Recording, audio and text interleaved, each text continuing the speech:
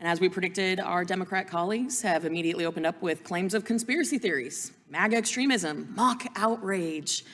Seems the only ones displaying mock outrage up here today are, in fact, the Democrats.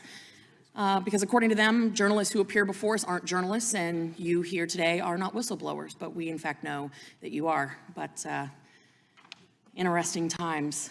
The line about Republicans defunding police, that one seems to be particularly special because, respectfully to my colleagues on the other side of the aisle, as the wife of a SWAT medic, as the wife of a first responder currently who has served our community for the last 16 years, I can tell you with certainty that no one hates a bad cop more than a good cop. No one. And I see from you nodding your head that you agree with that sentiment. It is inaccurate and wrong to make that assumption that Republicans want to defund police. It is false. Because forcing a political agenda down the throats of our hardworking men and women of the FBI with the threat and then subsequent follow through of retaliation because they are whistleblowers, because they didn't want to break the law, because they knew that it was wrong to target Americans without cause, and they swore an oath to the United States Constitution, not to a political party. That makes them whistleblowers. That makes them courageous for coming forward and telling the truth. Gentlemen, I'm going to ask you all to please turn on your microphones because we're going to go really fast, okay? Mr. Friend, during your service with the FBI, you served on the FBI SWAT team, correct? Yes. As you heard, my husband is a SWAT medic and has been part of joint operations with the FBI. So I would like to know, what is the threshold for these call-outs? And can you briefly detail the type of crimes warranted for an FBI SWAT team call-out? There's a threat matrix, the SWAT matrix, in order to utilize the tactical team, but it could be as easy as somebody being in possession of a firearm or a request from a local agency just to use the FBI SWAT team. Okay, so Mr. Friend, your security clearance was suspended by the FBI after raising concerns for the use of excessive force with regard to the use of FBI SWAT teams to your direct supervisor, correct? Yes. Would you consider this retaliation? Yes.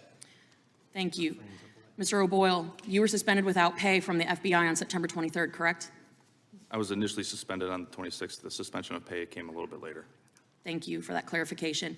You had raised concerns to your chain of command when no action was taken, that you reported these concerns then to Congress, correct? Correct. Once you contacted Congress, you were then suspended. Your top secret security clearance was then suspended for those protected disclosures to Congress, correct? Correct. That seems like retaliation, no? That's to me. Okay. Mr. Allen, you were suspended from the FBI without pay on January 10th, correct? That is correct. You were suspended because you sent links to your squad to provide situational awareness about the FBI investigation on January 6th, correct? Yes. Yes or no? Wasn't open source searches and sharing of information part of the duties of your job? Yes. And subsequently, after doing your job and your supervisors not liking the tone of the open source articles you provided because it didn't fit the FBI's narrative, your security clearance was revoked, correct? To all our whistleblowers, yes or no, do you believe that the retaliation pattern has a cooling effect on other agents from coming forward or speaking up? Yes or no, Mr. O'Boyle? Absolutely. Yes. Yes.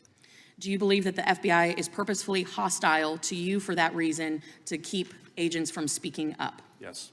Yes, without question. Yes. So I think it's clear we have a pattern here.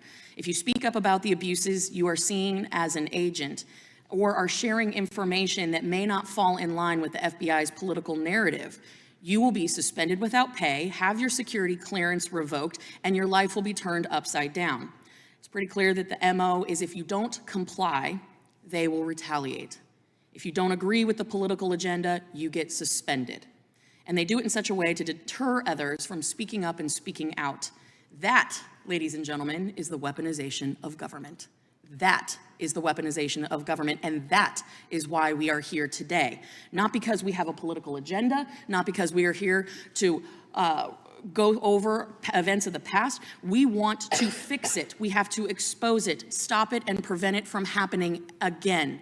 That is why we are here. These men are whistleblowers. The gentlemen who came before us in previous hearings, they were journalists. And just because you don't address them as such does not mean that they are not who they say they are. They have been retaliated against. And regardless of your party affiliation, this behavior is unacceptable, and we need to stop it. Republicans, Democrats, independents alike, this is a concern we should all share.